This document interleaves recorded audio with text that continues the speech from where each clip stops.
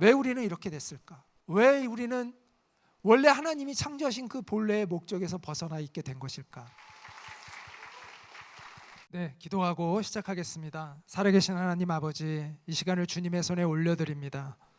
주님의 영광을 보여주시고 오늘 주님의 진리가 온전히 선포될 수 있도록 주님 은혜를 베풀어 주시옵소서.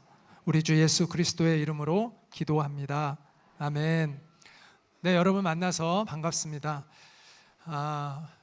이 시간에는 창조와 타락이라는 주제를 가지고 여러분과 이야기를 나누고, 우리 다음 시간에 저녁 드시고 나서는 구속이라는 주제를 가지고 이야기를 나누려고 합니다.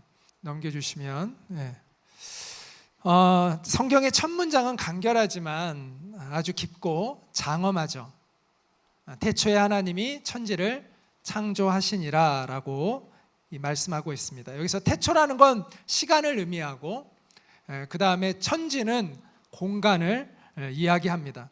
성경은 시간과 공간의 기원에 대한 이야기를 우리에게 해주고 있습니다. 시간과 공간의 비밀을 밝히는 것은 과학의 굉장히 중요한 주제 가운데 하나이죠. 앞으로도 그럴 것입니다. 여러분이 잘 아는 스티븐 호킹 박사, 얼마 전에 돌아가셨죠. 이분이 쓴 책이 시간의 역사라는 책을 썼습니다. 이것은 이 우주의 기원에 대한 이야기를 담고 있습니다. 그런데 엄밀하게 얘기해서 시간의 역사는 엄밀하게 얘기하면 시간과 공간의 역사라고 이야기할 수 있습니다. 어떤 사람은 이런 말을 했어요. 과학은 창세기 1장 1절 태초에 하나님이 천지를 창조하시니라 라는 이 말씀의 비밀을 밝혀내는 학문이다라고 이야기를 했습니다. 여러분들이 그 과학이라는 것을 이렇게 종교와 반대라고 이해하는 사람들이 많이 있습니다. 그래서 과학과 지성이 발달하면 이제 종교는 사라질 것이라고 주장하고 그렇게 믿었던 시대가 있었어요. 과거에 한 200년 동안 그런 시대를 계몽주의, 근대주의라고 이야기를 합니다. 그러나 이제 그 시대는 갔습니다. 오늘날 우리가 살아가고 있는 시대는 근대주의를 넘어서 탈근대주의, 포스트 모더니즘의 시대를 우리는 살아가고 있죠. 과학이 처음에 발달할 때는 신 앞에 교만했던 것 같아요. 그래서 과학이 발달하면 신의 존재를 부정할 줄 알았지만 이제 어느 정도 인간은 과학의 한계를 많이 느끼고 있는 것 같습니다. 많이 겸손해진 것 같아요. 우리가 그러므로 얄팍한 과학적 상식들을 가지고 신의 존재를 부정하는 것은 굉장히 어리석고 미련한 것입니다. 그것에 대해서 지난 강의들을 통해서 여러분이 1강을 통해서 그런 것들을 좀 많이 느낄 수 있는 그러한 시간이 되었을 거라고 생각을 합니다. 성경은 수천 년 동안 흔들리지 않고 우리 인류에게 가장 많은 영감과 통찰력을 주고 있는 책입니다. 지금도 변함없습니다. 인생의 궁극적인 문제, 가장 본질적인 그 문제에 대해서 정확한 답을 줄 수 있는 유일한 책이 바로 성경입니다. 인생의 의미에 대해서, 또 죽음의 문제에 대해서, 또 진정한 소망이 무엇인지에 대해서 우리에게 답을 줄 수 있는 가장 분명하고 유일한 책은 바로 성경입니다.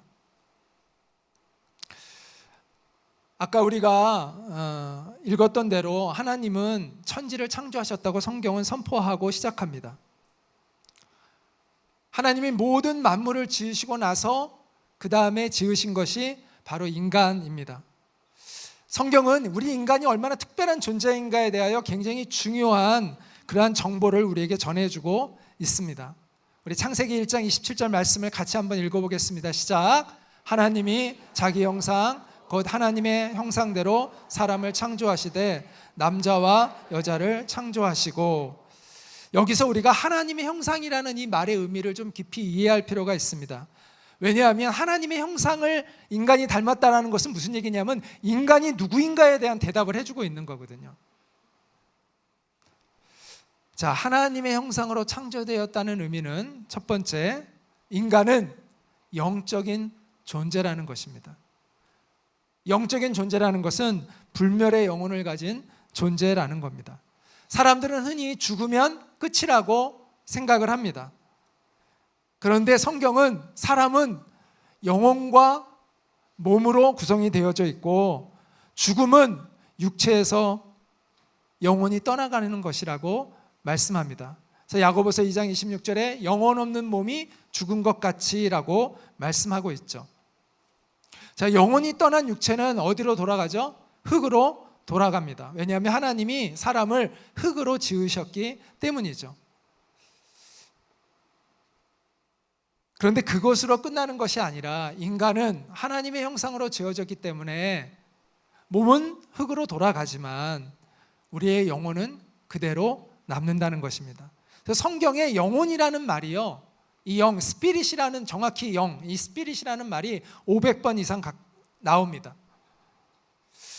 우리가 영혼을 가지고 있다는 것은 우리가 불멸의 존재라는 거예요. 우리가 죽음으로 사라지는 존재가 아니라는 것이죠. 성경은 하나님은 영이신이라고 말씀하는데 우리가 하나님의 형상으로 지어졌다는 것은 우리 안에 영이 있다는 것입니다. 성경은 이렇게 말씀합니다. 한번 같이 읽을까요? 시작.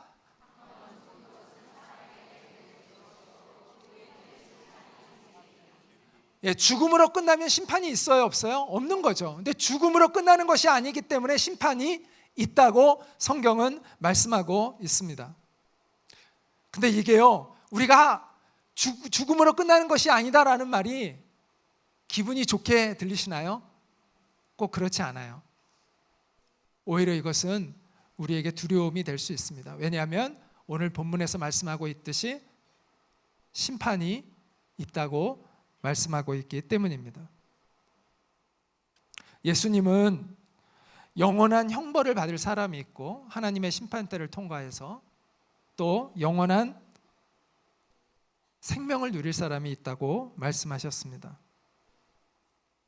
성경에서 말씀하고 있는 이 영생이라는 것은 심판대를 통과하여 하늘나라에 가는 것을 의미합니다. 천국이라고 이야기하죠.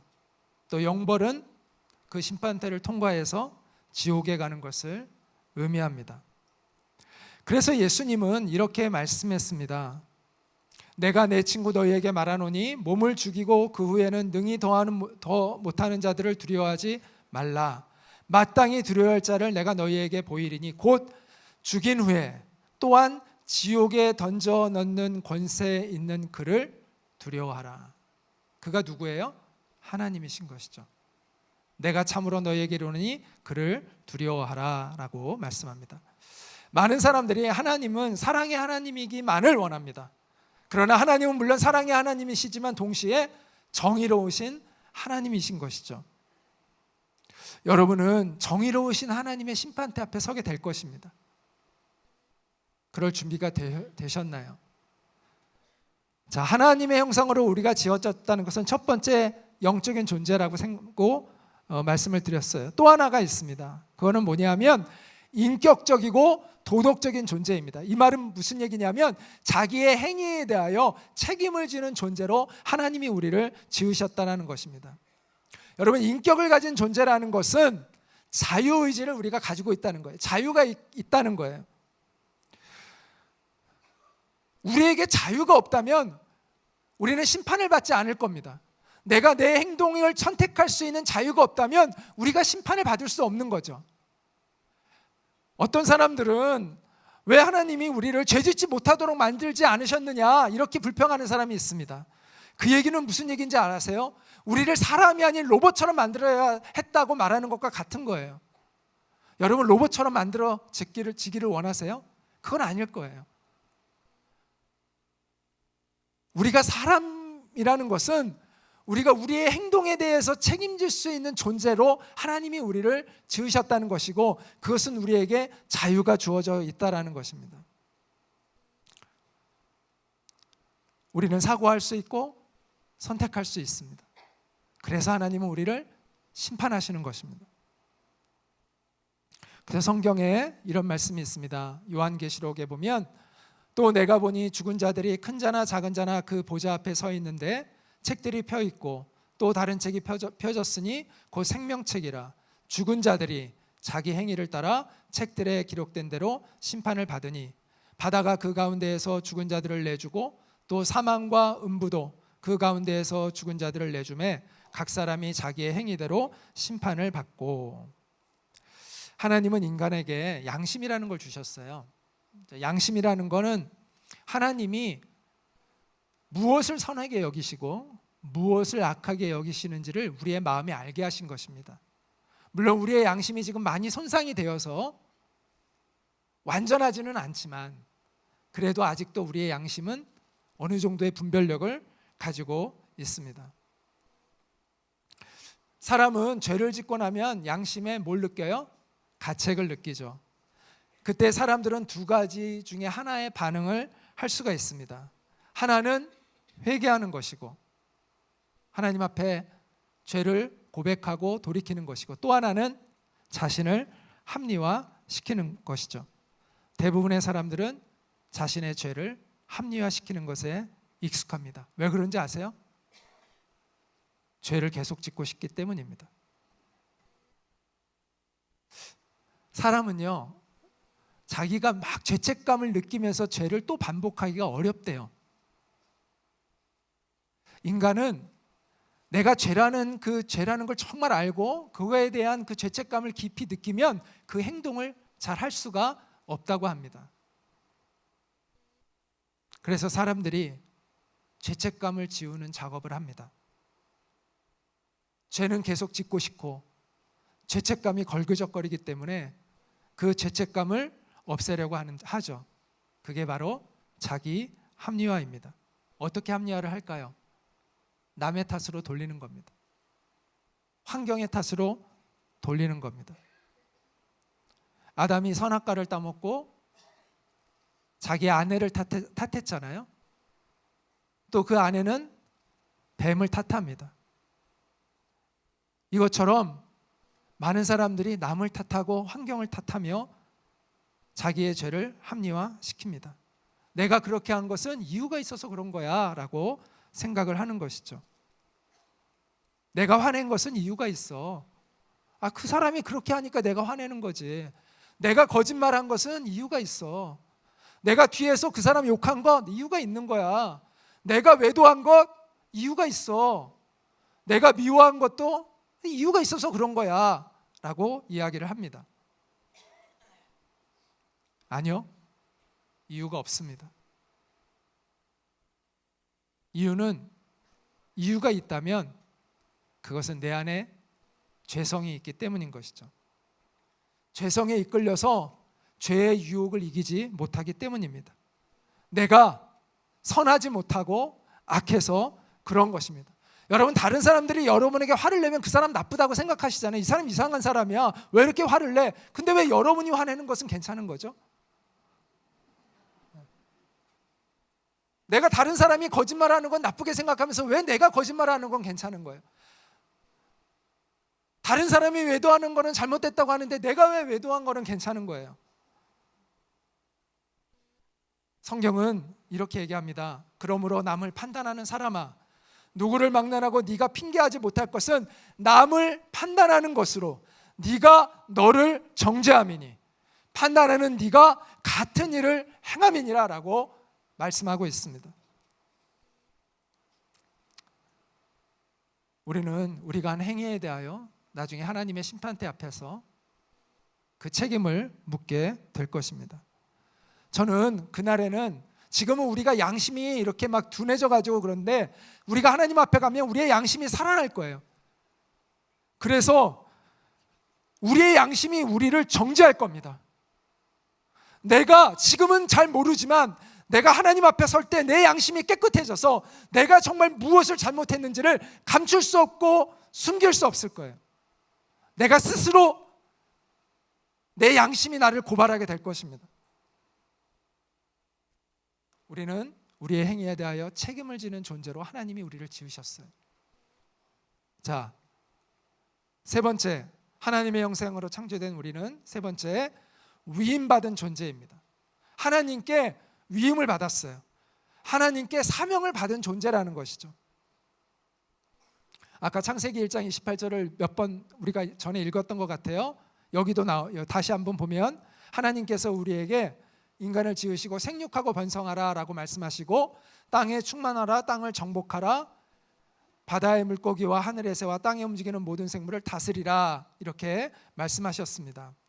이 말씀은 파괴하고 착취하라는 뜻이 아니라 선한 리더십을 발휘해서 하나님이 창조하신 그것들이 본래의 역할을 하도록 잘 이끌어가고 지도하고 관리하라는 뜻이에요. 그래서 이 명령을 문화 명령이라고 이야기를 합니다. 문화 명령, 하나님이 우리에게 문화를 만들라는 명령을 주셨는데 이것은 이 세상을 더 좋은 세상으로 만들라는 명령을 우리에게 주신 것입니다. 그러기 위해서 인간에게는 지혜가 주어져 있습니다. 우리 인류를 호모 사피엔스라고 이야기를 합니다. 이 호모 사피엔스라는 것은, 이 호모라는 것은 라틴어로 사람이라는 뜻이고 사피엔스라는 것은 생각한다, 또 지혜롭다라는 뜻입니다. 그래서 호모 사피엔스는 사고하는 인간, 사유하는 인간, 생각하는 인간, 지혜로운 인간이라는 뜻을 가지고 있습니다. 자, 진화론에서 호모 사피엔스라는 말을 많이 하는데 인류가 여러 종류의 인류가 있었는데 그 중에서 호모 사피엔스가 살아남았다라고 그 진화론에서는 이야기를 합니다. 그러나 성경은 인간의 지혜는 하나님의 형상을 닮았기 때문이라고 말씀하고 있습니다. 인간은 정말 대단하죠. 전기를 발명하고 또 고속열차를 만들고 100층이 넘는 초고층 빌딩을 짓고 또 하늘을 나는 비행기를 만들고 또 온 우주를 다니게 하는 그런 우주선도 만들잖아요.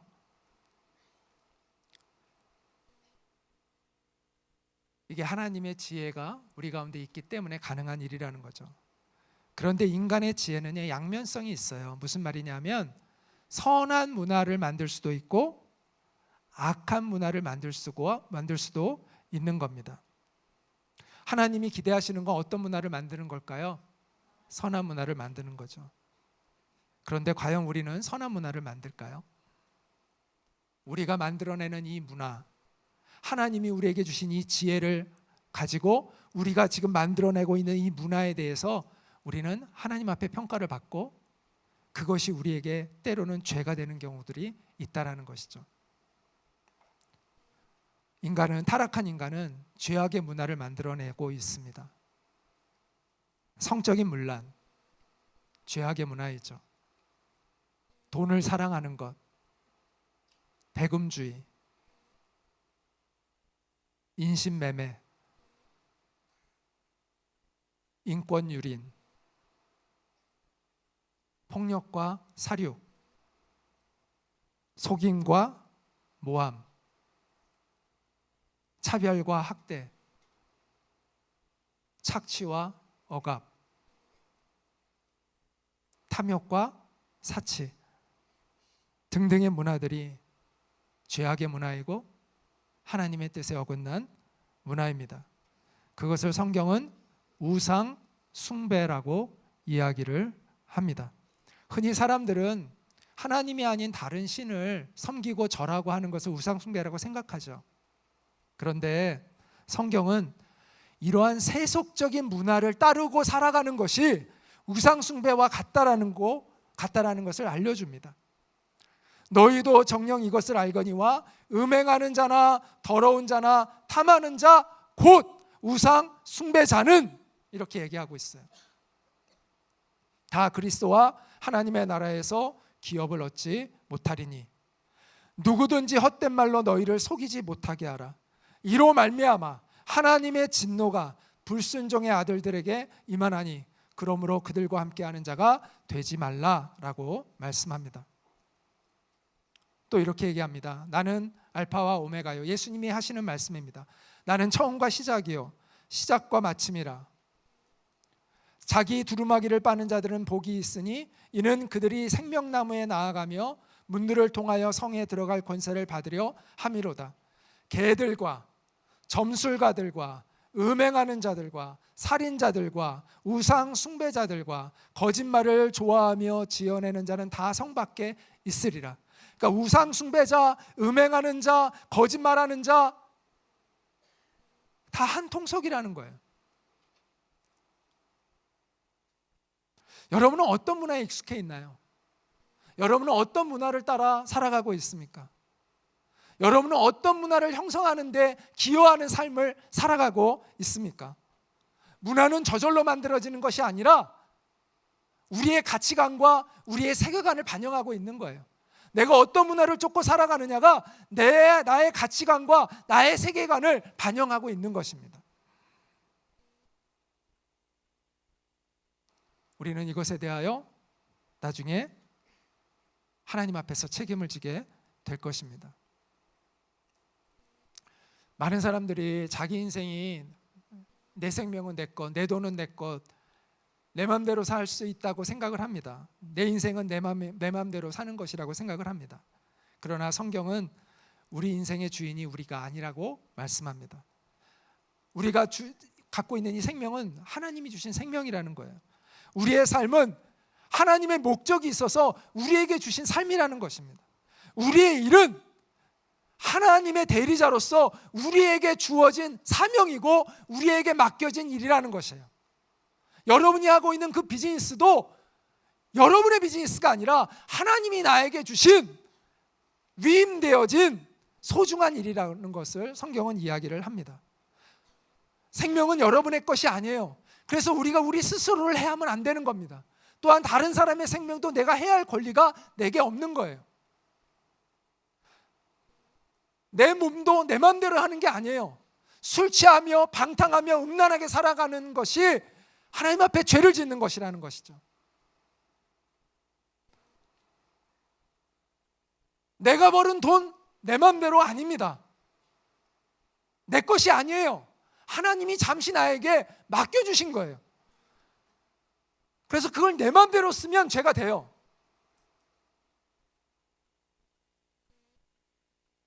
여러분의 자녀들 여러분의 것이 아닙니다. 하나님이 여러분의 잠시 맡겨주신 영혼들이에요. 그 자녀들을 여러분 마음대로 학대하면 그것은 하나님 앞에 죄를 짓는 것입니다. 여러분 밑에 있는 사람들, 여러분의 파트너들, 직원들, 여러분 마음대로 대할 수 있는 사람들이 아닙니다. 여러분이 도움을 준다고, 여러분이 월급을 준다고 마음대로 대할 수 있는 사람들이 아닙니다. 하나님이 여러분에게 맡겨주신 사람들이에요. 그들을 함부로 대하는 것은 하나님을 함부로 대하는 것이라고 성경은 가르쳐 줍니다. 여러분, 내 인생이라고 내 마음대로 사는 게 아닙니다. 우리는 청지기적 인생을 살도록 하나님의 부름을 받은 것입니다. 그게 어떻게 증명되는지 아세요? 여러분 죽을 때 아무것도 안 갖고 가시죠? 그게 여러분의 것이 아니었다는 거잖아요. 여러분 돌아가실 때 아무것도 못 갖고 가잖아요. 그게 다 여러분의 것이 아니었기 때문인 거예요. 지금 여러분이 누리고 있는 것들이 여러분의 것이 아니에요. 잠시 하나님이 맡겨주신 거예요. 그거 가지고 아름다운 것들을 창조하라고 맡겨주신 자원이에요. 우리는 나중에 하나님 앞에서 우리가 하나님께 받은 그 자원으로 어떤 결과를 남겼는가에 대하여 우리는 하나님 앞에 심판을 받게 될 것입니다.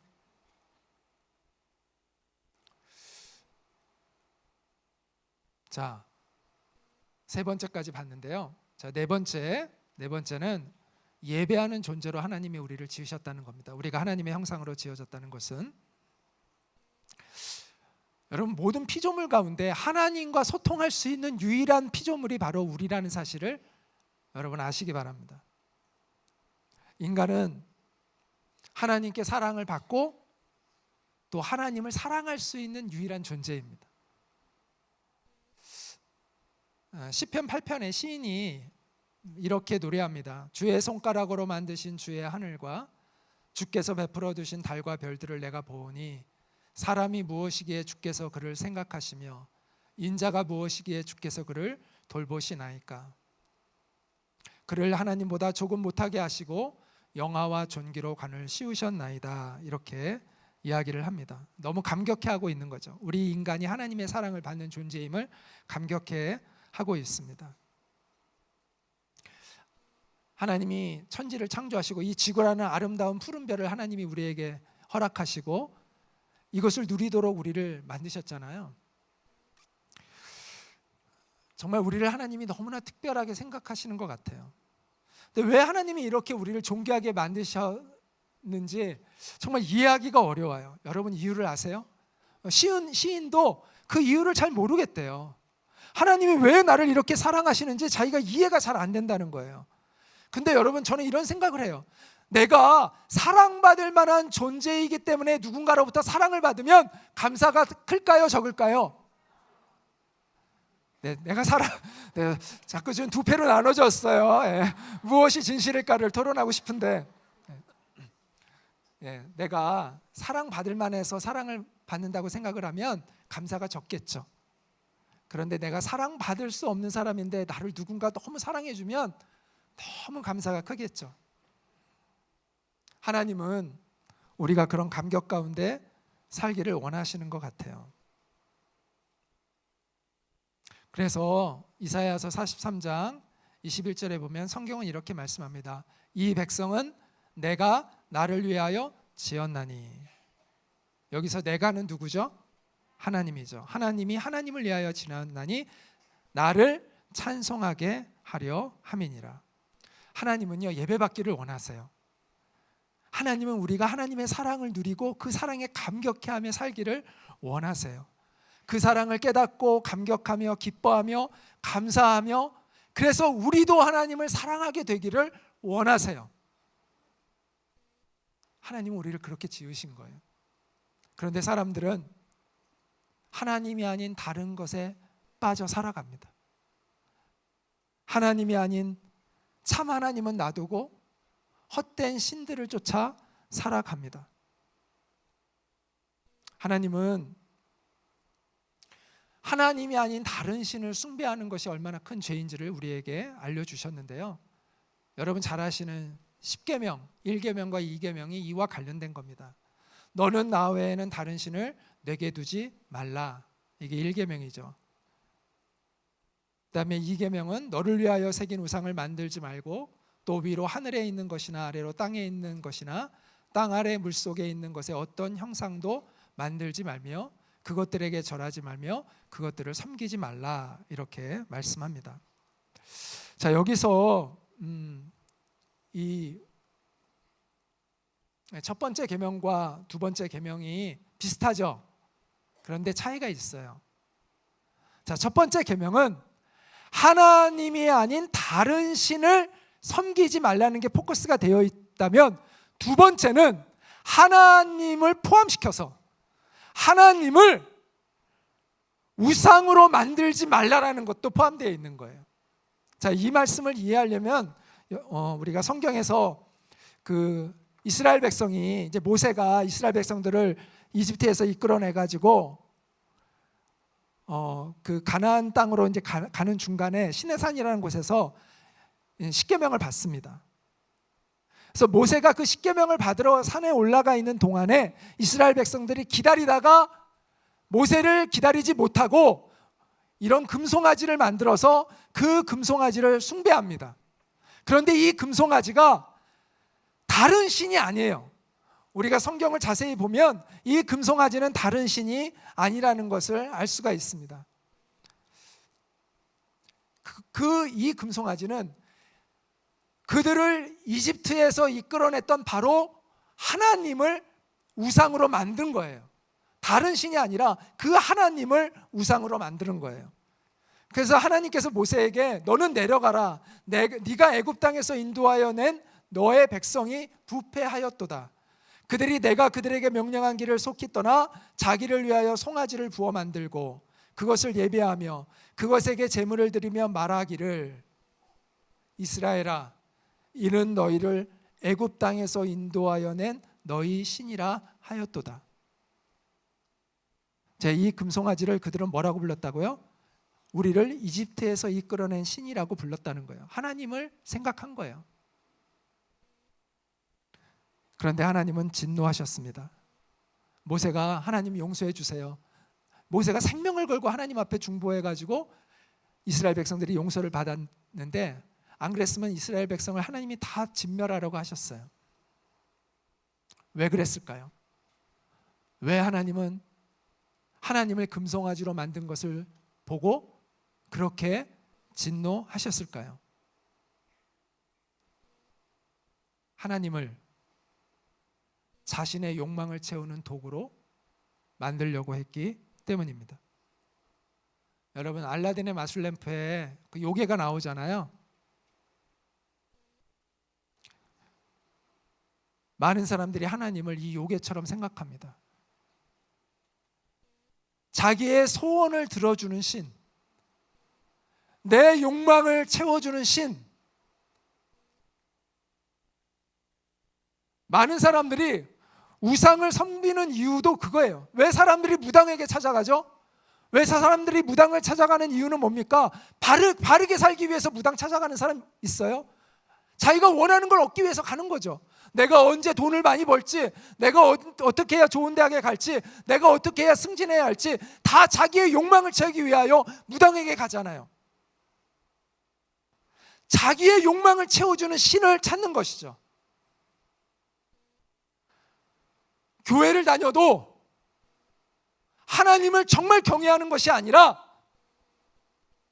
무당에게 찾아가는 똑같은 이유로 하나님께 가는 사람들이 있습니다.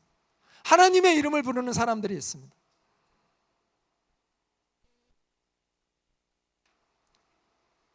이스라엘 백성들이 금송아지를 만든 것과 똑같은 죄를 짓는 것이죠. 하나님을 수단으로 여기는 겁니다. 하나님을 조종하려고 하는 것이죠. 하나님은 우리의 조종을 받는 하나님이 아닙니다.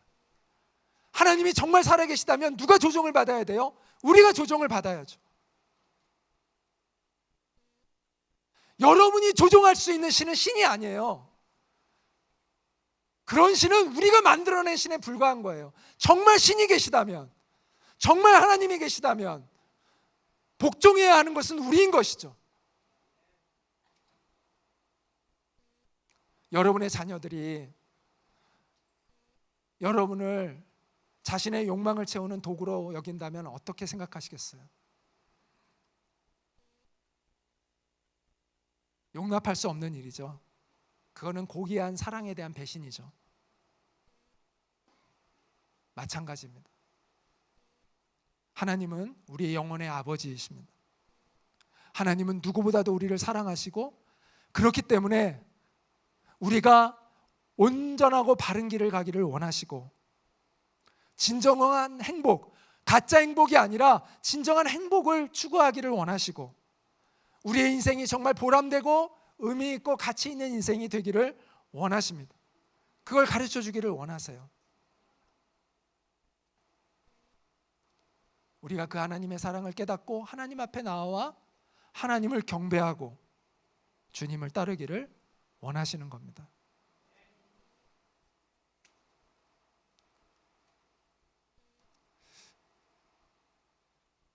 여러분 우상 숭배자의 특징은요, 하나님의 말씀에 복종함이 없다는 겁니다. 교회를 다녀도요, 하나님 말씀에 복종하지 않는 사람은요 우상 숭배자예요. 이스라엘 백성들이 왜 금송아지를 만들었어요? 하나님의 말씀을 그들은 기다리지 않았어요. 하나님의 말씀에 관심이 없어요. 하나님이 주시는 계명에 관심이 없어요. 자기네들이 원하는 것을 채우기만을 원했던 거죠. 그래서 그들은 하나님의 말씀을 모세가 갖고 내려오는 걸 기다릴 수가 없었어요.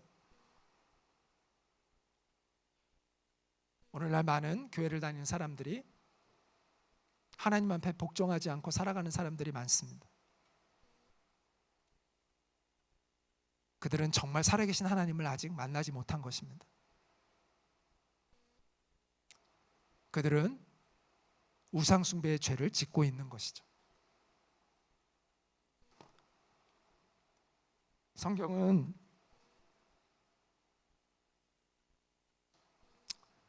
이렇게 얘기합니다. 이스라엘아 들으라, 우리 하나님 여호와는 오직 유일한 여호와이시니. 같이 한번 읽어볼까요? 시작. 너는 마음을 다하고 뜻을 다하고 힘을 다하여 내 하나님 여호와를 사랑하라. 하나님이 우리에게 왜 이렇게 하나님을 사랑하라고 하실까요?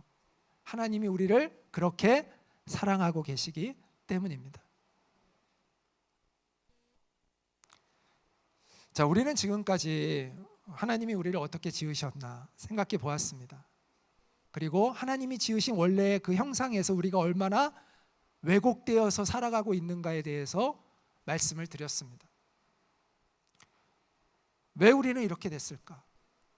왜 우리는 원래 하나님이 창조하신 그 본래의 목적에서 벗어나 있게 된 것일까?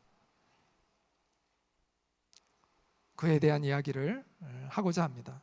성경은 그것이 바로 죄 때문이라고 알려주고 있습니다. 창세기 2장에 보면 에덴 동산이 나오죠. 그곳은 하나님이 우리를 위해 준비하신 완벽한 공간이었습니다. 여호와 하나님이 동방의 에덴에 동산을 창설하시고 그 지으신 사람을 거기 두시니라. 여호와 하나님이 그 땅에서 보기에 아름답고 먹기에 좋은 나무가 나게 하시니 동산 가운데에는 생명나무와 선악을 알게 하는 나무도 있더라. 이렇게 선악을 알게 하는 나무에 대해서 이야기를 합니다. 창세기 2장 15절부터 보면 여호와 하나님이 그 사람을 이끌어 에덴 동산에 두어 그것을 경작하며 지키게 하시고 여호와 하나님이 그 사람에게 명하여 이르되 동산 각종 나무의 열매는 네가 마음대로 먹되 선악을 알게 하는 나무의 열매는 먹지 말라. 네가 먹는 날에는 반드시 뭐하리라? 죽으리라. 이렇게 말씀하셨습니다. 창세기 3장은 인류의 역사에 가장 불행한 사건을 기록하고 있습니다. 이 사탄의 도구가 된 뱀이 하와에게 이렇게 묻습니다.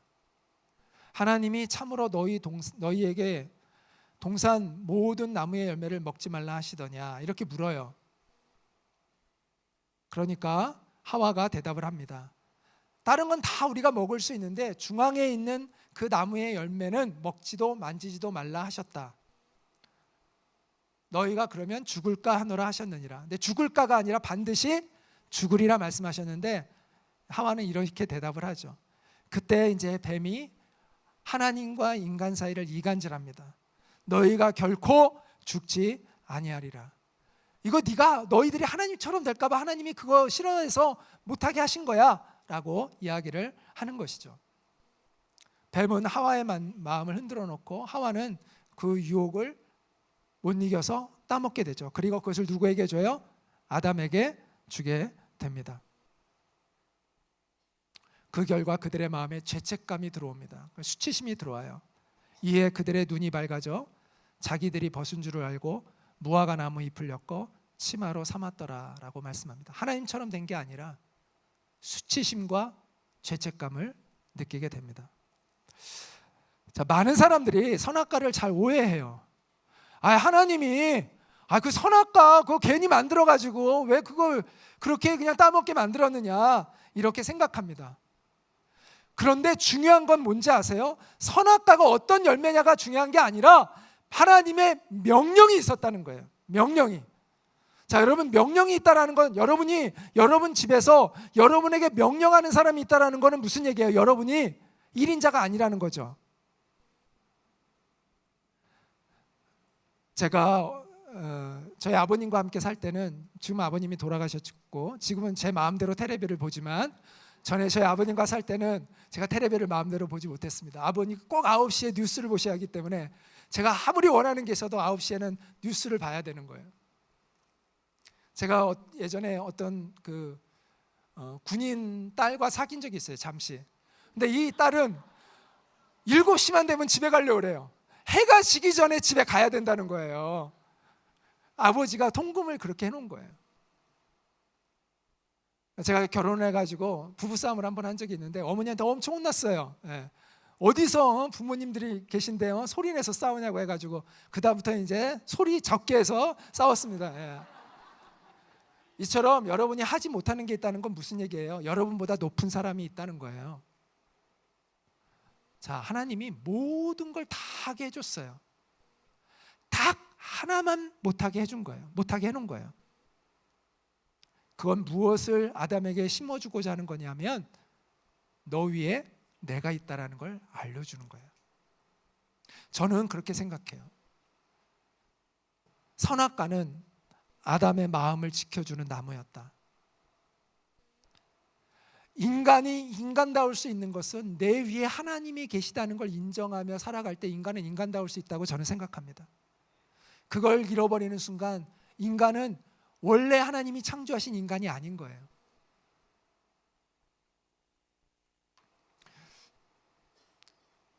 여러분, 우리 어렸을 때는, 지금은 뭐 젊은 사람들은 모를 거예요. 어렸을 때 문패라는 게 있었어요. 문패 기억하시죠? 이 선악과가 저는 문패와 비슷하다고 생각을 합니다. 선악과를 문패에 비유하는 게 조금 적절하지 않을 수도 있는데 어떤 의미에서 그러냐면 보기에는 별것 아닌 것처럼 사람들이 생각할 수 있는데 문패라는 건 굉장한 상징성을 가지고 있는 거죠. 문패가 별것 아니죠. 그러나 그 집의 주인이 누구인가를 알려줍니다. 하나님이 저는 아담에게 네 마음대로 엄청난 대저택을 제가 제 아들에게 엄청난 제가 부자라고 생각을 해보세요. 물론 그렇지 않지만 엄청난 부자예요. 그래서 어마어마한 저택을 제 아들에게 물려주고 제 아들에게 이런 부탁을 합니다. 아들아, 내가 너를 얼마나 사랑해서 이거 준 줄 알지? 이 문패만 내가 내 이름으로 이렇게 달아놓을게. 네가 늘 이걸 생각하면서 이 아버지의 사랑을 기억해주면 좋겠어 라고 했는데 이 아들이 문패를 바꿔버린 거예요.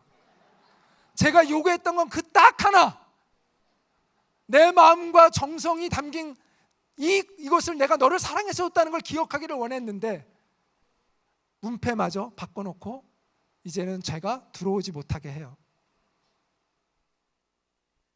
만약 그러면 죽일 놈이죠. 저는 아담이 지은 죄라는 것은 바로 그거예요. 내 위에 하나님을 두지 않겠다라는 것입니다.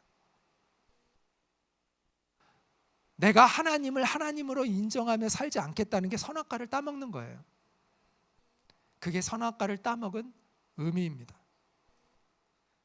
그래서 창세기 3장 9절에 보면 하나님이 아담이 범죄하고 나서 오십니다. 아담아, 아담아, 네가 어디 있느냐? 하나님이 이렇게 물으세요. 여러분, 아담이라는 뜻이 뭔지 아세요? 히브리어 아담이라는 뜻은 원래 사람이라는 뜻입니다. 제가 어느 날 성경을 읽는데 이게 이렇게 들려왔어요. 사람아, 사람아, 어디 있냐? 내가 만든 사람이 없어졌구나. 사람다운 사람이 없어졌구나. 내가 만든 사람이 어디 갔지? 라는 하나님의 탄식처럼 들렸어요.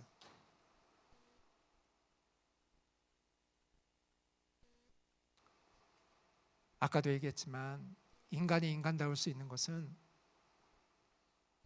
하나님을 인정하고 하나님의 말씀에 순종하며 살아갈 때 인간이 인간다울 수 있다고 생각합니다. 아담은요, 하나님의 목적에서 벗어났습니다. 하나님의 기쁨에서 벗어난 겁니다. 비록 몸은 유지가 되고 있지만 계속 당장 죽은 것은 아니지만 이미 영적으로는 죽음을 맞이한 것이죠. 이처럼 첫 번째 사람 아담은 타락해서 하나님과 분리가 됐습니다. 그리고 그 영향력은 계속해서 그 이후의 인류에게 영향을 미치게 됩니다. 그래서 따라해 볼까요? 생물학적 죽음, 영적 죽음, 이 두 가지가 다 죽음이 우리에게 온 것이죠. 그래서 창세기에 보면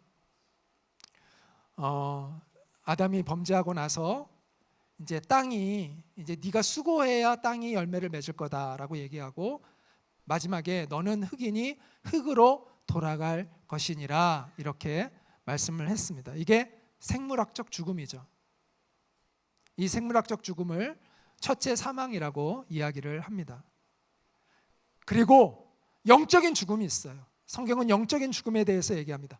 하나님의 심판을 받아서 영원한 형벌을 받게 되는 것이 영적인 죽음이죠. 이것을 둘째 사망이라고 이야기합니다. 그래서 성경은 이 둘째 사망에 대해서 얘기합니다. 그러나 두려워하는 자들과 믿지 아니하는 자들과 흉악한 자들과 살인자들과 음행하는 자들과 점술가들과 우상 숭배자들과 거짓말하는 모든 자들은 불과 유황으로 타는 못에 던져지리니, 지옥에 던져진다는 거죠. 이것이 둘째 사망이니라 라고 말씀합니다. 자, 우리는 여기서 대표자의 원리를 이해할 필요가 있습니다. 아담이 범죄했는데 왜 우리까지 다 같이 죄인이 되느냐라고 생각을 하죠. 많은 사람들이 그런 얘기를 합니다. 그런데 우리는 대표자의 원리에 의해서 우리가 지금 살아가고 있다는 것을 알아야 합니다. 여러분, 대통령이 판단을 한번 잘못하잖아요. 내가 판단하지 않았는데 나라가 망할 수 있어요. 위에 왕이 잘못 판단하면 그 나라가 사라져요. 대표자의 원리입니다. 조선시대의 아버지가 반역을 하면 삼족이 죽임을 당합니다. 대표자의 원리입니다. 당시에 그것은 누구도 이의를 제기하지 않았습니다. 어머니가 에이즈 환자면 그 자녀에게 에이즈가 감염될 확률은 50%입니다. 그 아이가 무슨 잘못을 했습니까? 아무 잘못한 게 없어요. 이처럼 우리는 대표자의 영향력, 지도자의 영향력 아래 살고 있고 조상의 영향력을 받으며 우리가 살아가고 있어요. 이게 대표자의 원리예요. 여러분, 유전병이라는 것도 그렇잖아요. 그 사람이 무슨 잘못을 했어요? 자기는 아무것도 안 했는데 부모가 유전병을 가지면 나에게 물려지는 것이 우리가 원리잖아요. 아담은 대표자예요. 아담은 그냥 인류의 한 사람이 아니라 그 이름이 뜻하는 바처럼 사람, 아담은 대표자예요. 그래서 하와가 죄를 지었을 때 하나님이 인간을 심판하신 게 아니라 아담이 죄를 지었을 때 하나님이 인류를 심판하셨어요. 그리고 그 아담의 죄는 아담의 죄로 끝나는 게 아니라 그 인류의 모두에게, 저는 그것을 죄의 유전이라고 표현합니다. 죄가 유전되는 거죠. 생물학적인 유전만이 있는 게 아니라 영적 유전이 있다는 거죠.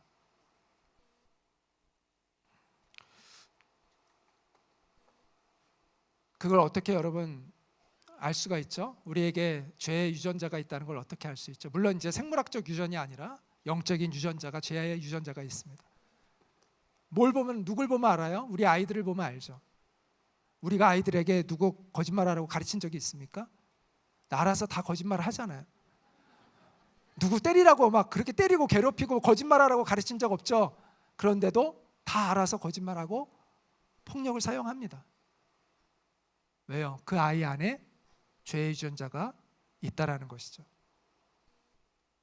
앞으로 우리가 유전자를 조작한다 이런 말도 있는데, 물론 우리가 생물학적 유전자는 조작할 수 있을지, 쉽지는 않지만 조작할 수 있을지 모르겠지만, 영적인 유전은, 죄의 유전은 조작할 수 없습니다. 그리고 그 결말은 죽음입니다. 여러분, 뿌리가 뽑힌 나무는요, 처음에는 한 달 정도는 멀쩡해 보일 수 있어요. 그런데 뿌리가 뽑히는 순간 이미 무슨 운명에 처한 거예요? 죽은 운명에 처한 것입니다. 여러분, 우리가 지금 다 멀쩡한 것 같죠? 근데 우리는 지금 이미 하나님으로부터 분리되는, 영적으로 분리되어서 태어났다면 우리는 이미 태어난 순간 죽음을 향해 가고 있는 거죠. 얼마나 오래 조금 더 유지하며 생명력을 조금 유지하고 있느냐의 차이일 뿐, 우리는 결국 죽는 거죠. 영적인 죽음을 이미 맞이하고 살아가는 겁니다. 이 죽음의 증상들이 있습니다. 영적인 이 죽음의 증상들이 있어요. 첫째는 뭔지 아세요? 불안과 두려움이 있는 겁니다. 하나님을 떠난 인간의 마음에는 늘 불안과 두려움이 있어요. 우리가 지금 아무리 돈이 많아도 우리가 불안함이 있어요. 이 돈이 언제 사라질지 모르고, 우리는 미래를 예측할 수가 없어요. 전쟁이 날지 어떤 일이 우리 인생에 펼쳐질지 모르기 때문에 우리가 미래에 대한 두려움 때문에 여러분이 미래를 대비합니다. 보험을 들고 저축을 들고 최대한 대비를 하려고 해요. 그럼에도 불구하고 불안이 남지만 그냥 불안이 조금 가시죠. 그런데 여러분이 어쩔 수 없이 맞이해야 되는 운명이 있어요. 그게 바로 죽음입니다. 그런데 여러분, 죽음에 대한 대비는 할 수가 없습니다. 그래서 사람들은요, 하나님을 떠난 인간은 죽음을 최대한 생각하지 않으려고 합니다. 그리고 갑작스럽게 죽음을 맞이하고 그 죽음 앞에서 당황해하고 슬퍼하고 분노하죠. 또 하나는 이기심과 탐욕입니다. 우리가 하나님을 떠나잖아요. 그러면 과도한 이기심을 갖게 됩니다.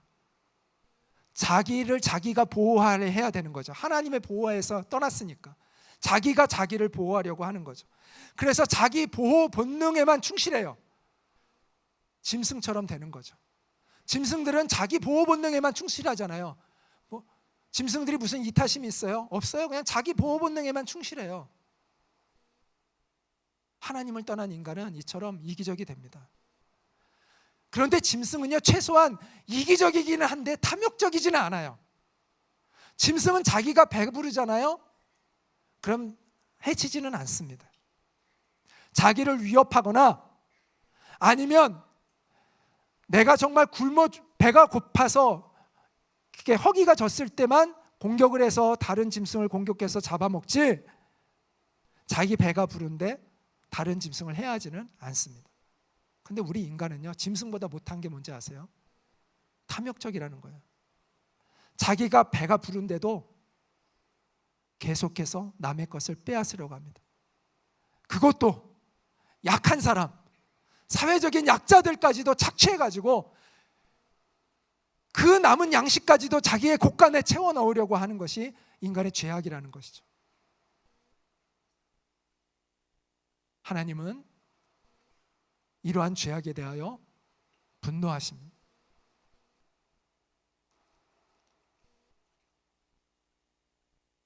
또 하나, 하나님을 떠난 죽음의 증상은 미움과 증오입니다.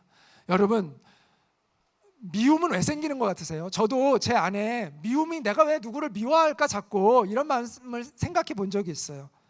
근데 미움이라는 것은 그런 것 같아요. 내가 누군가에게 기대했을 때 그 기대가 이루어지지 않으면 미워하게 되는 것 같아요. 내가 기대도 안 하면 미워하지도 않아요. 대부분, 그렇죠? 근데 내가 기대를 한 사람에게 어떤 그 기대가 어긋나잖아요. 그럼 그 사람을 미워해요. 그래서 오히려 가족과 친구들한테 미움을 더 많이 가져요.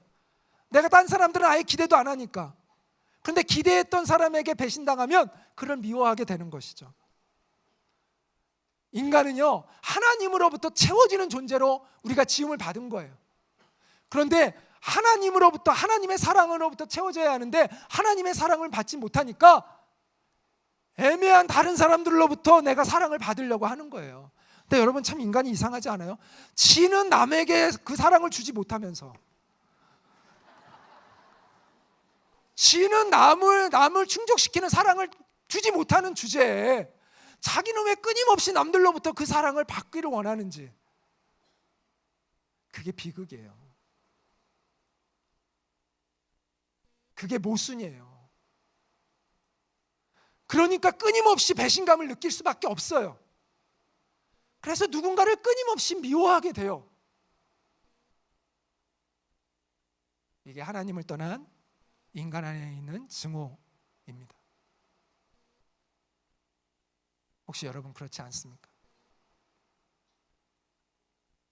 또 하나는 우월감과 열등감이에요. 여러분, 우월감과 열등감의 뿌리가 같습니다. 뭘까요? 뿌리가 남과 비교하는 것입니다. 여러분, 입만 열면 자기 자랑하시는 분들 있죠? 그런 부분 불쌍히 여기시면 돼요. 왜냐? 열등감이 많은 거예요. 이게요, 우월감과 열등감은 뿌리가 같아요. 남과 비교하기 때문이에요. 그래서 이 우월감과 열등감은 우월감만 계속 있는 게 아니라 우월감과 열등감이 계속 교차하는 거예요. 그 사람 안에서. 그래서 자기보다 좀 못났다는 사람 만나면 우월감이 막 올라오다가 자기보다 좀 잘난 사람 생기면 또 열등감이 막 하고, 이 롤러코스터를 타는 거예요.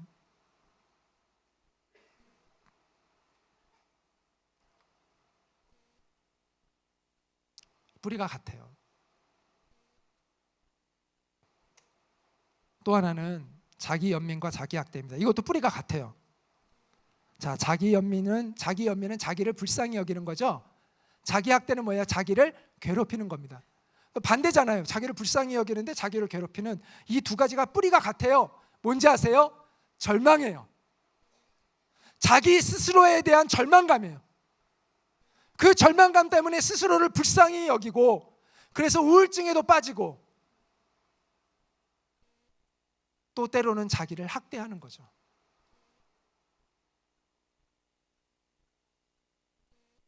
이걸 잊기 위해서, 이 절망을 잊기 위해서 사람들이 뭘 할까요? 주로 쾌락을 추구합니다. 왜 쾌락을 추구할까요? 잊어버리니까. 술 마시고 마약하고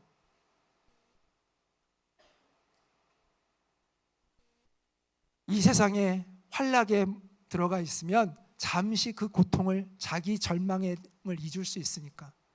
근데 문제는 다시 맨정신이 돌아온다는 거죠. 그럼 맨정신이 돌아오면 더 깊은 수렁으로 빠집니다. 그럼 인간은 어떻게 하나요? 더 자극적인 걸 추구합니다. 그래서 이게 처음에는 이렇게 시작하다가 점점 이게 커집니다. 이걸 이제 진폭이라고 하는데, 추가 이렇게 있으면 흔들리면 진폭이 점점 심해지죠. 그래서 나중에는 망가지는 겁니다. 완전히 그 사람이 피폐해져 가는 거죠. 여러분, 이 죽음의 증상들은 교회 다닌다고 해서 없어지는 게 아닙니다.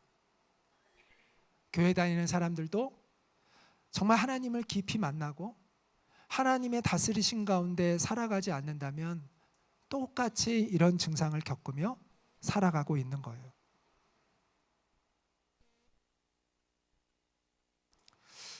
우리가 정말 죽어서 하나님의 심판대 앞에 갔을 때 아까도 얘기한 대로 우리의 양심은 살아날 겁니다. 그리고 지금은 우리가 하나님 앞에 떳떳이 살고 있는 줄 착각하지만 그때는 우리가 이런 고백을 하게 될 것입니다. 하나님, 우리가 하나님을 떠나 우리 마음대로 잘못 살아왔습니다.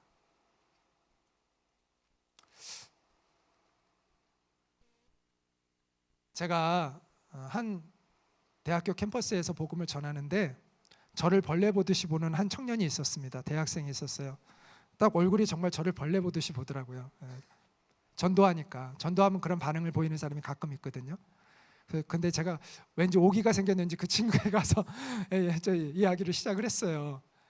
그 친구가 저한테 막 이제 교회에 대해서 욕을 하는 거예요. 그러면서 아니, 예수 믿지 않아도 착하게 사는 사람들이 얼마나 많은데 예수를 믿어야만 천국에 간다는 그런 소리를 하냐고 하면서 막 그러더라고요. 그래서 제가 그 친구에게 아무리 착하게 살아도 누구나 다 죄인 아닙니까? 라고 얘기했더니 그 친구가 저한테 뭐라고 얘기했는지 아세요? 저 깜짝 놀랐어요. 그 친구 하는 말에 태어난 그 자체가 죄죠. 저한테 그렇게 이야기하더라고요. 그래서 제가 말문이 갑자기 막혔어요. 예상되는 대답을 해야지 너무. 근데 그 친구가 자기가 말을 하고 너무 놀라는 것 같더라고요. 자기 스스로가. 근데 성경에 진짜 그 친구가 성경을 아는 것 같아요. 내가 죄악 중에 출생하였으며 모친이 죄 중에 나를 잉태하였나이다. 성경이 이렇게 얘기하더라고요. 여러분, 정말 우리 자신에게 스스로 솔직하다면 우리가 죄인이라는 걸 인정할 수밖에 없죠. 여러분, 이분 성철 스님 아세요? 네, 정말 고승이죠. 또 사리도 많이 나왔어요, 실제로. 정말 살아있는 부처라고 여겼던 분이고, 그 장좌불화라고 해가지고 누워서 잠을 안 자고 앉아서 수련하는 자세로 그냥 자는 거예요. 그걸 8년 동안 하신 분이에요. 근데 이분이 맨 마지막에 쓴 시가 있어요. 열반송이라고 하는데 그 시가 이렇게 됩니다. 한평생 무수한 사람들을 속였으니 그 죄업이 하늘에 가득 차 수미산보다 높구나. 산채로 무한지옥에 떨어져 그 한이 망갈래가 되네. 한 덩이 붉은에 푸른 산에 걸려있다. 여기서 이제 수미산은 고대 인도의 그 우주관에서 가장 세계 중심에 있다라고 말하는 산을 얘기합니다. 근데 이분의 이 고백을, 저는 이분을 깎아내리려고 하는 게 아니라 저는 하나님을 알지 못하는 인간이 스스로 깨닫는 최고의 도는 자기가 죄인인 걸 아는 것이라고 생각합니다. 이분은 인간의 실존을 알았던 거죠. 근데 이분과 비슷한 고백을 하는 분이 성경에 나옵니다. 사도 바울이라는 분이죠. 물론 2000년 전의 분이죠. 이분은 우리가 가지고 있는 성경의 신약 성경의 약 3분의 1 이상이 이분이 쓴 편지들입니다. 교회들에게 보낸 편지입니다. 이 사도 바울은 원래 예수를 믿는 사람이 아니라 예수 믿는 사람을 잡아 죽이던 일을 하는 사람이었어요. 그러다가 외국 도시에 있는 그리스도인들을 잡으러 가다가 거기서 예수님을 만나서 완전히 180도 인생이 바뀌어서 예수님을 전하는 사람으로 일생을 살았던 사람입니다. 세계 역사를 바꿨다고 얘기하죠, 사도 바울이. 근데 사도 바울이 이런 고백을 합니다. 여기에서 나는 법칙 하나를 발견하였습니다. 곧 나는 선을 행하려고 하는데 그러한 나에게 악이 붙어 있다는 것입니다. 나는 속사람으로는 하나님의 법을 즐거워하나 내 지체에는 다른 법이 있어서 내 마음의 법과 맞서서 싸우며 내 지체에 있는 죄의 법에 나를 포로로 만드는 것을 봅니다. 아, 나는 비참한 사람입니다. 누가 이 죽음의 몸에서 나를 건져 주겠습니까? 자, 여기까지는 성철 스님의 아까 그 고백이랑 되게 비슷하죠. 그런데 끝이 달라요. 성철 스님에게서는 볼 수 없는 표현이 그 뒤에 하나 나옵니다. 그게 바로 이겁니다. 같이 한번 읽겠습니다. 시작. 우리 주 예수 그리스도를 통하여 나를 건져주신 하나님께 감사를 드립니다. 이게 딱 그 차이예요.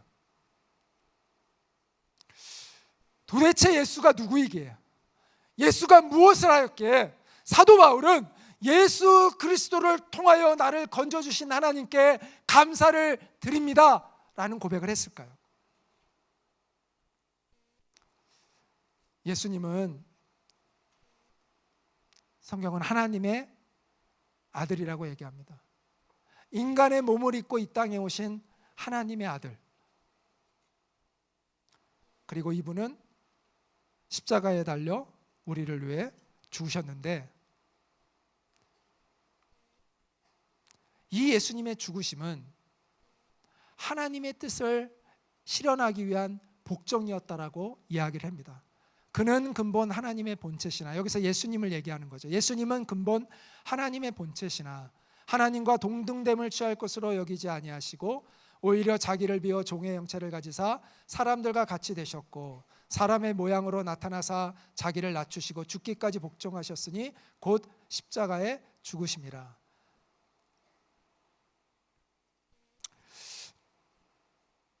자, 예수님이 죽으신 그 이유는 무엇인가? 성경은 또한 예수님이 이렇게 하나님의 뜻에 복종하여 이 땅에 오셔서 죽으셨다고 얘기하는데 그렇게 죽으신 이유에 대해서 이렇게 알려주고 있습니다.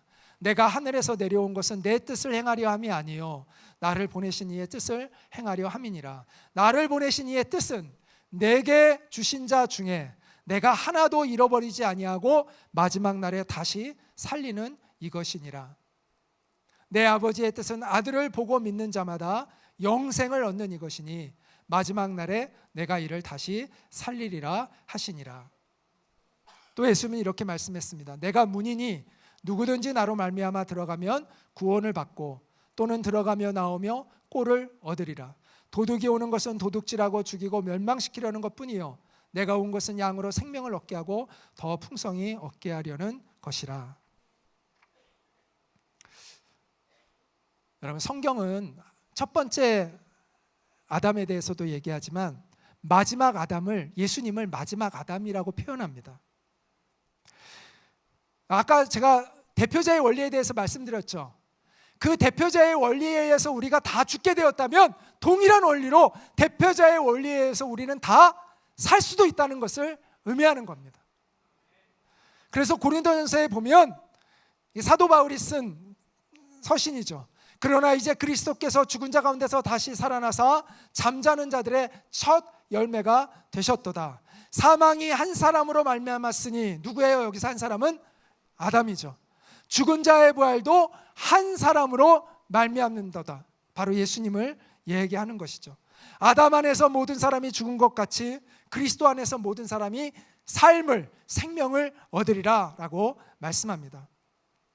또 이렇게 로마서에 보면 한 사람의 범죄로 말미암아 사망이 그 한 사람을 통하여 왕노릇 하였은즉, 여기는 아담을 얘기하는 거죠.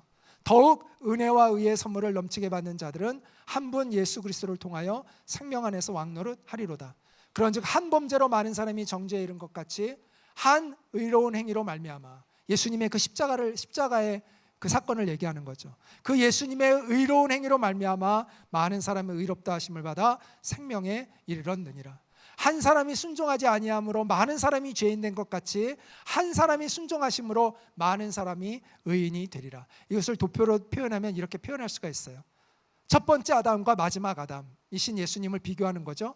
다른 행위와 다른 열매가 이렇게 갈라지게 된다고 이야기를 하고 있습니다.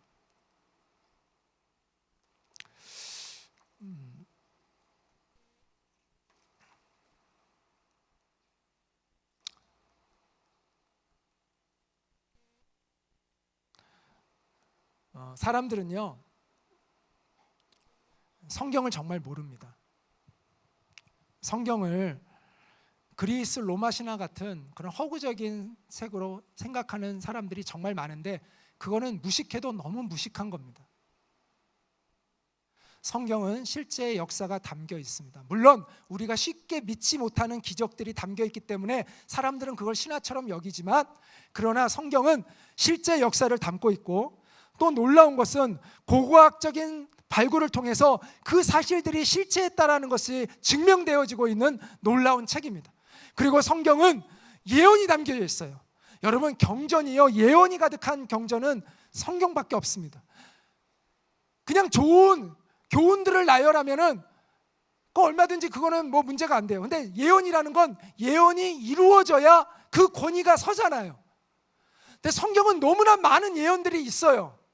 그런데도 그 성경의 권위가 지금까지 유지될 수 있었던 것은 그 예언들이 역사를 통하여 성취되고 있기 때문입니다.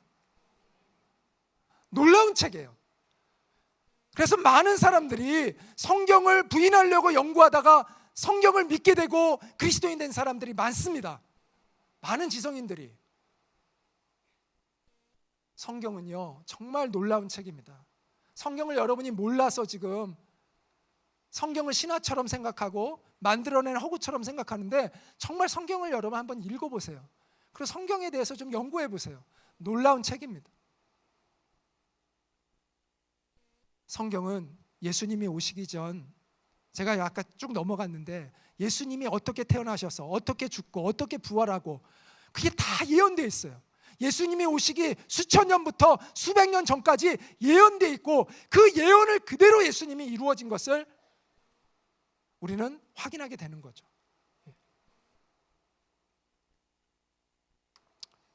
그렇기 때문에 여러분, 예수님을 모르는 것은 역사의 중심을 모르는 겁니다. 많은 사람들이 예수님을 4대 성인 중에 한 분으로 평가하죠. 그래서 뭐 부처, 그 다음에 뭐 석가가 부처죠. 네, 공자, 그 다음에 소크라테스, 이렇게 같은 묶음으로 많이들 이야기합니다. 근데 몰라서 그래요. 너무 몰라요. 예수님은 차원이 달라요. 오늘 제가 시간이 없으니까 그에 대해서 길게 얘기는 안 하겠는데, 차원이 다릅니다. 그래서 역사는 BC와 AD로 나눕니다. 예수님 오시기 이전과 예수님 이후의 세계로 나눕니다.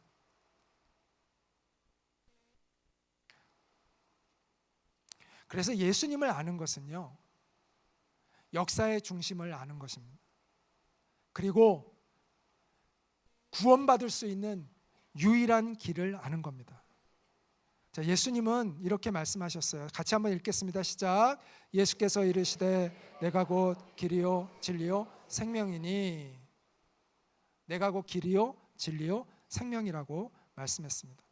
여러분, 내가 곧 길이요 진리요 생명이라고 말할 수 있는 사람은 셋 중에 하나죠.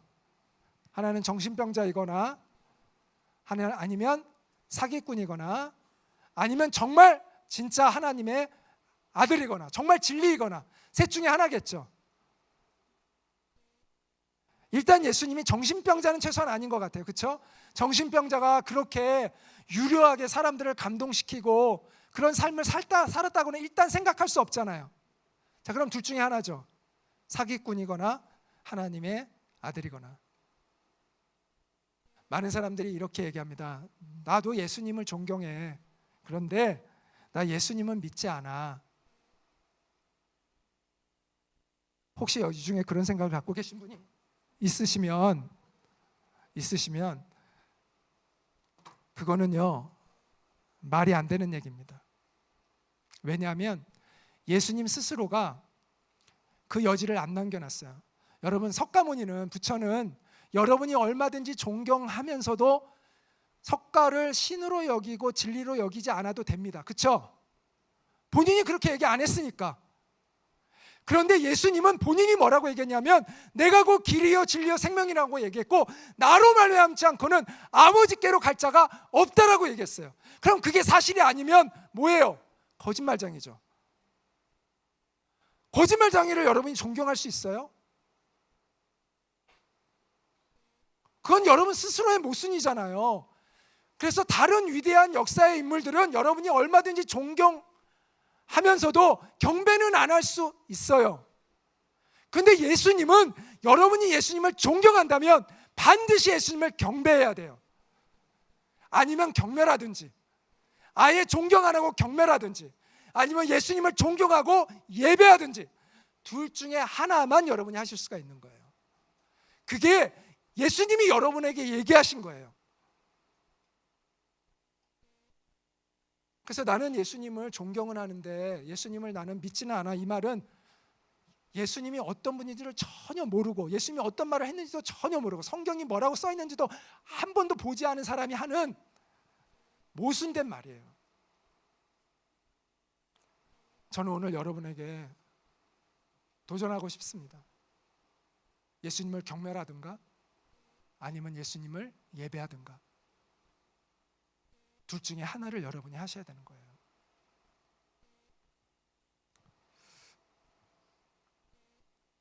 물론 예수님은 사기꾼일 수가 없습니다.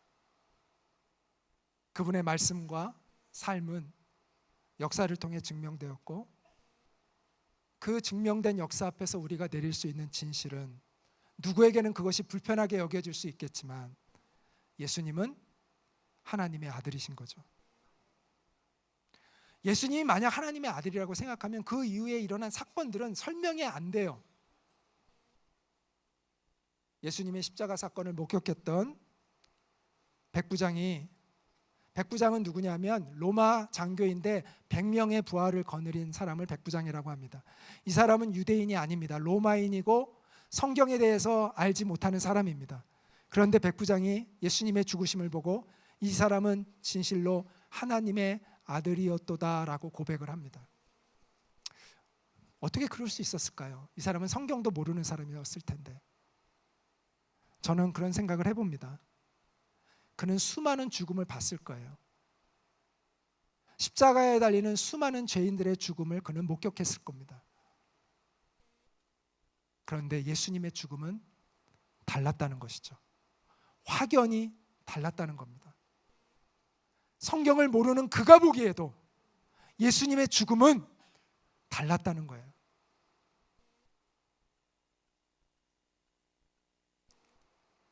그래서 그는 성경은 몰랐지만 예수님은 하나님의 아들이었다라는 고백을 하게 됩니다. 여러분, 예수 그리스도라고 하잖아요. 그리스도라는 말은 헬라어이고 히브리어로는 그것을 메시아라고 하고요. 그걸 한국말로는 구세주라고 합니다. 구원자라는 뜻이죠. 예수님은 하나님의 약속을 성취하기 위해 이 땅에 오신, 2000년 전에 오신 메시아입니다. 그리고 그분은 부활을 통해서 그 사실을 증명해내었습니다. 그것이 무엇을 의미하는지, 예수님의 죽음과 그 십자가가 무엇을 의미하는지 다음 시간에 여러분 저녁 먹고 나와서 말씀을 드리려고 하는데, 한 가지만 더 말씀드리고 이제 마치려고 합니다. 여러분 지금 밤에 여러분이 밤하늘을 보시면 별들을 보이시죠? 그 별은, 우리가 육안으로 볼 수 있는 그 별은요, 몇백 년 전에서 아니면 1000년 전까지 이미 떠난 별이에요. 그러니까 1000년 전에 떠난 별이 여러분 지금 눈에 보는 거예요. 신기하죠? 여러분, 한때 역사에 존재했다가 사라지는 한 인간이라면 우리가 그를 의지할 필요도 없고 그를 믿을 필요도 없습니다. 그리고 우리는 그를 다시 만날 수도 없습니다. 그러나 예수님이 정말 하나님의 아들이시라면 마치 우리가 밤하늘의 그 별을 보듯이, 그 별은 그쪽에서는 1000년 전에 이미 사라진 별이었지만 그 별은 죽은 것이 아니라 계속해서 와서 지금 내 눈에 보이는 거죠. 내게 실제하는 거죠. 저는 하나님과의 만남은, 예수님과의 만남은 이와 같은 놀라운 신비라고 생각합니다. 오늘 정말 여러분을 위해 이 땅에 오신, 여러분을 살리기 위해서, 여러분을 구원해 주시기 위해서 오신 하나님의 아들 예수 그리스도를 만나는 신비가 여러분 가운데 있기를 축복합니다. 네, 이 시간 이것을 마치도록 하겠습니다.